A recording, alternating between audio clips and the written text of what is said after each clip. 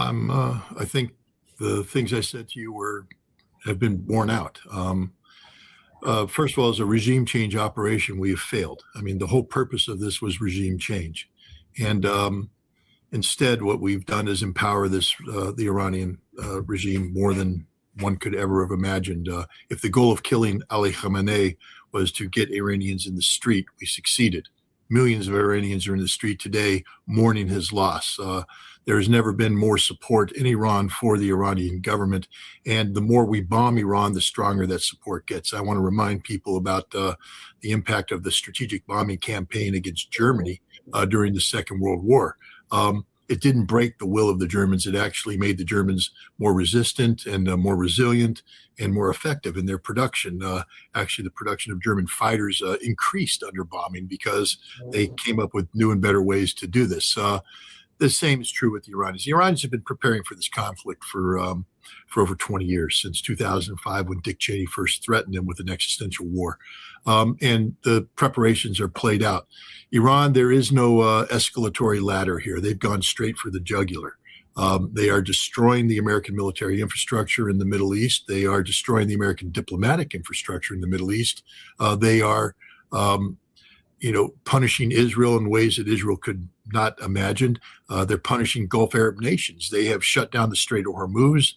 For the first time, Qatar, the world's major natural gas producer, has declared force majeure. They're not shipping energy. Lloyd's of London won't insure ships going through the Strait of Hormuz. Saudi Arabia has had its critical oil infrastructure attacked, and these attacks are expanding. The United Arab Emirates have seen their safety valve, a pipeline that bypasses the Strait of Hormuz, attacked.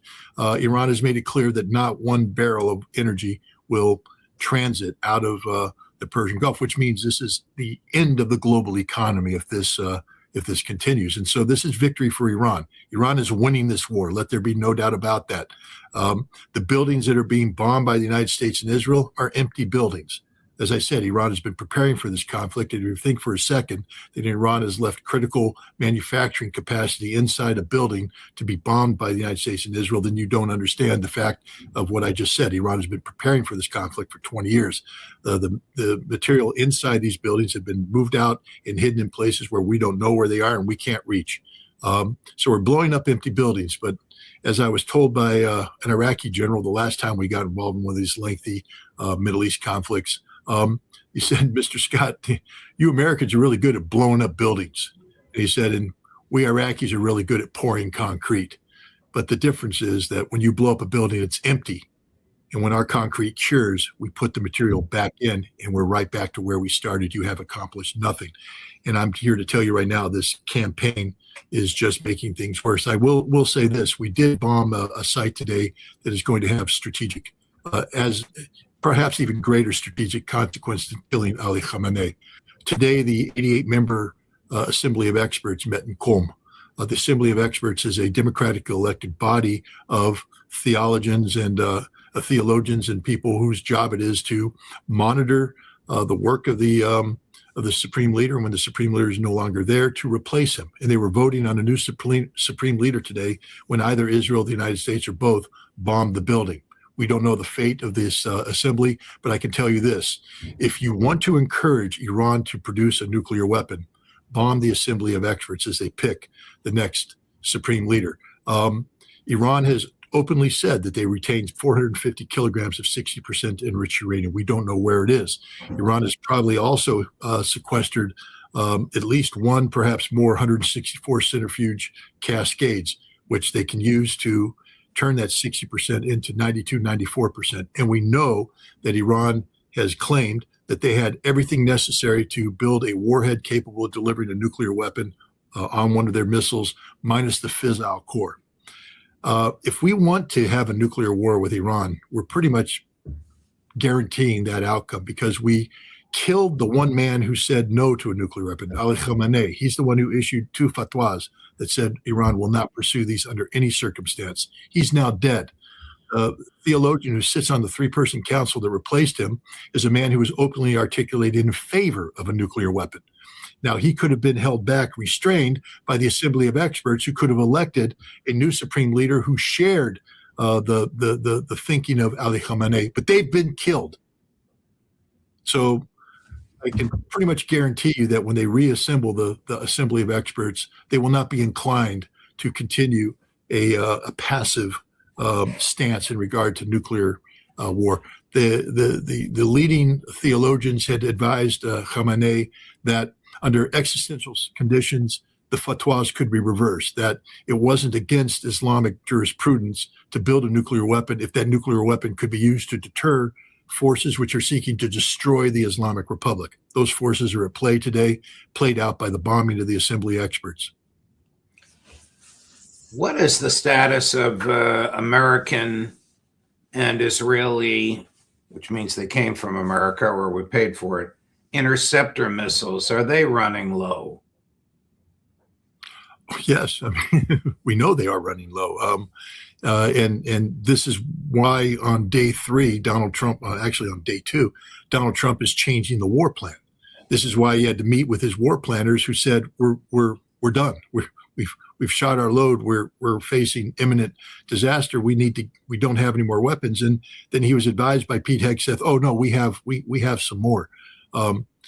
We have global stockpiles. Well, so they're drawing down right now from South Korea and Japan, taking THAAD missiles, taking Patriot missiles from the warfighting stocks there, which means that when you go to the National Security Strategy document promulgated by the Trump administration this past November, we're weakening ourselves in the Pacific in order to sustain the fight in the Middle East. But here's another critical point, because it's not just Israel and the United States that are running out of this. For instance, United Arab Emirates bought $2 billion worth of American-made anti-missile defense system. They're running out, and they are sending an emergency call to the United States saying, we need more. Now, remember, the United Arab Emirates, together with Kuwait, Bahrain, Saudi Arabia, Qatar, and others, have been operating under a security umbrella from the United States, where the United States has promised that Iran will never threaten them so long as the United States is in position, that the United States is their true friend, their true ally. Well, Iran's blowing the hell out of these people right now, blowing the hell out of American bases, and America has been proven to be a paper tiger. They can't protect these nations. But now these nations need more ballistic missile defense. So the United States is stripping bare its Pacific front. And where are they sending these missiles? Not to the Gulf Arab states, to Israel. And this is the ultimate insult, because these Gulf Arab states who were told that America is their true friend, their true ally, are finding out the reality that the only true friend and ally the United States has is Israel, and the United States will abandon everybody else. And this is going to create political problems for the president down the road. Just about an hour before we began our conversation here, Scott, the president was asked in the Oval Office, what's the worst case scenario? It took him a while to come up with an answer, but during the course of it, he made some comments in which he revealed his understanding of how the war is going. I'm smiling because you can imagine what he says, but I would like your thoughts on this. Chris, cut number 27. Have an accurate or realistic grasp on the state of hostilities over there? No. Again, I mean, I say no. I don't have access to the intelligence, but what I can say is this, that the Iranians have been preparing for this very fight for 20 years. And the notion, I just want to remind people in the audience, because I know I'm not supposed to read the comments, but every once in a while I glimpse at it. And I see some people who are repeating some of the Israeli propaganda, where the Israelis say that they've taken Iran down to their last 12 launchers. Well, count the number of missiles that are fired from Iran, and I guarantee you it's more than 12. So right off the bat, that math doesn't work. But, when I was in the Gulf Desert Storm, we were trying to, interdict Iraq's ability to fire missiles into Israel and Saudi Arabia. We had assessed that Iraq had 19 mobile launchers. By the end of the first week and a half, we had destroyed 64. Yes, you heard me, 64, which means we weren't destroying mobile launchers because, first of all, the Iraqis continued to fire high volumes of missiles, indicating there was no meaningful intervention. The fog of war is absolute. You always have military people who believe they're accomplishing more than they're actually accomplishing. And for political reasons, they tend to produce reports that are designed to appease their political masters, not to speak reality. I can pretty much guarantee you that the Iranians have many, many more launchers than 12, and that we haven't even begun to tickle their stockpiles of missiles. We may have blown up some, whether or not the Iranians offered them up as decoys to absorb American military capability or whatever, but Iran will continue to fire missiles for a lot longer than we can continue to defend ourselves from missiles. And then the other thing is the ignorance of this president. He tends to believe that we can replace the Iranian government. We can't. Iran is a functioning constitutional republic. I know the United States isn't, because we have this narcissistic cult of personality in place instead of a president who adheres to the Constitution. We have a Congress that absolutely has punted on its responsibility regarding war powers. And we have a Supreme Court that has been mocked and belittled and ignored by this president. So we don't function as a nation that adheres to checks and balances as required by Federalist Paper 51. James Madison wrote that down. The danger of giving the president so much powers is that it can become a tyranny. But to offset is we have checks and balances. But we don't have checks and balances anymore. Iran does. Iran functions as a constitutional republic and will continue to function. So the notion of us picking a replacement is absurd. Iran will pick the replacement. And Iran's replacement will be somebody who operates in defense of the Islamic Republic. And this is the defeat. There will not be regime change in Iran. This president is simply smoking dope. When we spoke on Saturday, shortly thereafter, some European media was reporting that the State Department had reached out to its counterparts in the Italian Foreign Ministry and asked the Italian Foreign Minister to ask the Iranian foreign minister if they'd consider a ceasefire, and the response was no and hell no. Why, if this is true, why would the U.S. have asked for a ceasefire 24 hours after it started this? Because we realized that the regime change fantasy that we had wasn't going to work. We realized that by killing Ali Khamenei, all we did is enrage the Iranian people, and we realized that the Iranians had a plan that was better than our plan. We realize that should this conflict go on, Iran will cripple the global economy by shutting the Strait of Hormuz and attacking the critical energy infrastructure of Saudi Arabia, United Arab Emirates, Qatar. Look at Europe right now. The price of gasoline has doubled in England. The price of the price of natural gas in Europe is spiking, and it's going to go even higher. This is the end of the European economy. They can't afford to go on. We need to avoid this, so we were reaching out. The president realized that we have insufficient resources to accomplish this mission, and so that we were looking for the easy way out. But again, this president is just a known liar. It's just a natural-born liar. He says that they are in contact with the Iranians. They are not in contact with the Iranians. The Iranians did not reach out to the United States. Ali Lajarni, the man who is responsible for taking over the functions of the supreme leader that was handed to him before the war began, has said there will be no negotiations. None. This is an existential struggle for survival for Iran. They are playing for keeps here. They're not playing stupid games. The president only plays stupid games. He doesn't know anything else.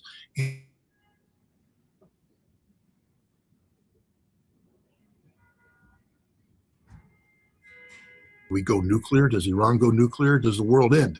Because he thinks that this conflict can be contained in the Middle East is crazy.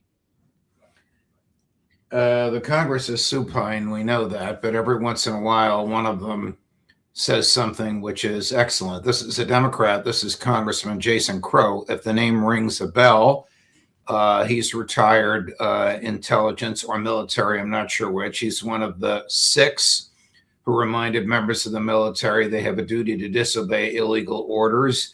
And the Justice Department sought to indict him, and the grand jury hearing only the government's version of events said no.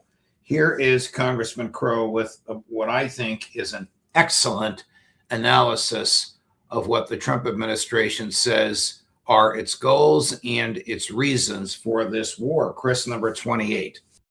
The Federalist paper, which you cited, Madison argues that if the president could both choose war and wage war, he wouldn't be a president, he'd be a prince, and we're not electing a prince.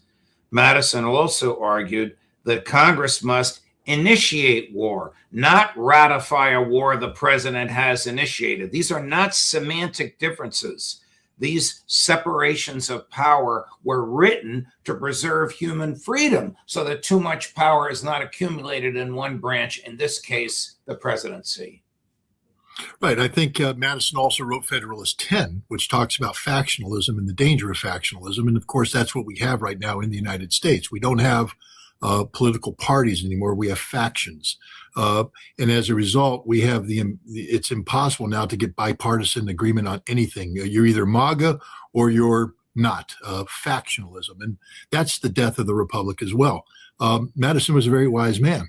I wish more people would familiarize themselves with Madison's writing and the writing of all the people who wrote not only the Federalist Papers, but the Anti-Federalist Papers, because the Anti-Federalist Papers gave us the Bill of Rights. But most Americans are unfamiliar with that because most Americans are unfamiliar with the Constitution, and therefore most Americans remain, silent in the face of the absolute collapse of what America is supposed to be. This president has lied to us from the very beginning. This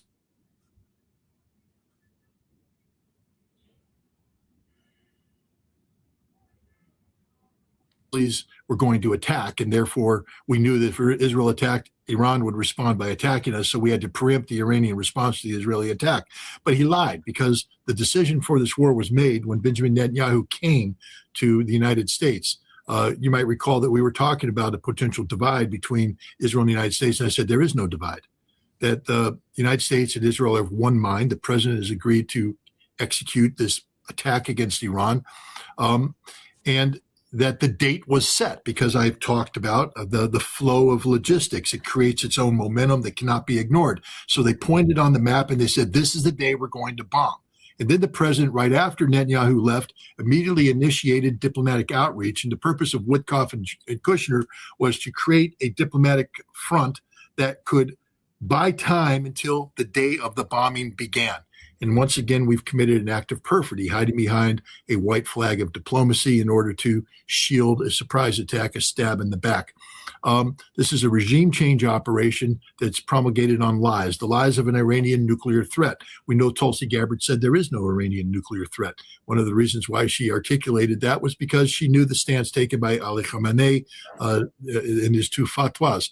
But we also know that the Iranians signed a deal, were ready to sign a deal that gave up any potential of them possessing a nuclear weapon. That 450 kilograms of 60% enriched uranium was put on the table, promising to be diluted down under the supervision of not just the IAEA inspectors, but American inspectors. The Iranians agreed to allow American inspectors back in, something that they have never allowed. So the Iranians bent over backwards to do everything necessary to ensure that they would verifiably not be able to pursue a nuclear weapons program in perpetuity. There were no sunset clauses. There were nothing. That was the end of it. So if this was about Iran's nuclear weapons, then we clearly, or potential for nuclear weapons, we clearly had a solution. No, this was about regime change. That's all it was about, and we have failed. We failed the first 6 missiles that hit Tehran. When we murdered Ali Khamenei and his 14-month-old granddaughter, we sealed our own fate, because we guaranteed that the people of Iran would rally. Look at the streets of Iran now, filled with mourners, millions of mourners, mourning the loss of a man who they view as a martyr now. And when we speak of the Shia faith, I know Donald Trump doesn't know anything about Shiism. He doesn't know anything about what 12 faction of Shiism. He doesn't know who Ali is. He doesn't know who Hassan is. He doesn't know who Hussein is. He doesn't know what the Battle of Karbala is. But Ali Khamenei now is revered as a martyr, as a saint, a long line with Ali, Hassan, Hussein, and these deeply religious people who populate the Islamic Republic of Iran will now die for this cause. The whole world, certainly the whole diplomatic world, certainly Beijing and Moscow, know that the Americans are not worthy of belief, and that these negotiations with Iran were intended, as you say, just to string us along until the Israelis and the Americans believed that they were in a position to begin their offensive attacks. How will this affect the United States and Russia and the negotiations with Russia and Ukraine?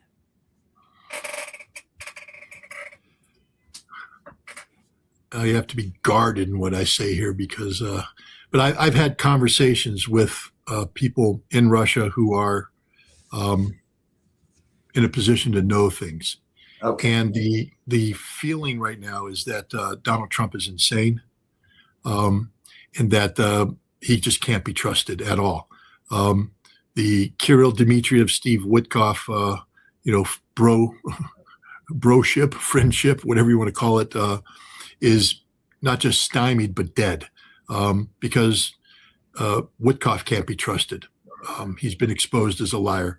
The Russians are aghast at what has happened here, because it basically means the United States cannot be trusted, that all of the worst fears, for instance, the Russians have been trying to explain away the fact that Donald Trump was on a phone call with Vladimir Putin while the Ukrainians sent 91 CIA-directed drones to assassinate their president. They've been trying to pretend that Trump had nothing to do with that this was a mistake, et cetera. Well, it wasn't a mistake. They now know that Donald Trump is fully capable of perfidy, of hiding behind the shield of diplomacy while he tries to kill you. And he tried to kill the Russian president. This is a reality that's being reluctantly embraced. You see Sergei Lavrov start to talk about this, rejecting the notion of spirit of Alaska. Look, I'm supposed to go to Russia later this month, and I've been trying to organize panels to discuss, things of this nature. I was told by Russians that they're hesitant because of the anti-Trump stance that I've taken. I'm sorry, I'm not anti-Trump. I'm just pro-Constitution. The fact that Trump is so against the Constitution places that the way. But they're very nervous about working with me because they felt that I would somehow undermine the spirit of Alaska. I don't think the spirit of Alaska exists anymore. I think the Russians are woken up. And it's not just Russia. Donald Trump is supposed to be with Xi Jinping in April. How can the Chinese even begin to trust this man? How can anybody trust this man? How can anybody trust the United States? We have lost all credibility. We have zero credibility. We can't be trusted in anything. And this is what Donald Trump has done. Don't call it Trump's derangement syndrome. I see people out there saying this. That's absurd. Be honest, be objective. This is an insane man who has created a cult of personality. Look at the banner that was dropped at the Department of Justice, and then compare that with Harry Potter in the Deathly Hallows, where the Minister of Magic drops his own banner as he took over dictatorial. I hate to bring up movies and I hate to bring up Harry Potter, but it's the one that resonates because I just watched it with my family. But this is a cult of personality. This isn't what the United States is about. We're supposed to be the furthest thing removed from this, but this is what we have become, a cult of personality where what Donald Trump thinks is paramount. It's more important than anything else. We're being told by people that this man plays 4D chess. This man couldn't even play 1D checkers. And we're now supposed to give him the ability to maneuver things around and, Spock the world out and all this stuff. This man is truly the most ignorant man that's ever occupied the White House. He knows nothing about the world we live in. He knows nothing about military affairs. He knows nothing about the economy. He is a morally weak, morally compromised person, intellectually weak person who is susceptible to the last whisper in his ear. And that's what makes him very dangerous, because he has surrounded himself with sycophants and people who are more loyal to the state of Israel than they are to the American Constitution. And these are the people whispering in his ear. And as a result, found ourselves in a death trap in Iran. Scott Ritter, thank you very much, my man. Passionate, brave, intellectually honest, profoundly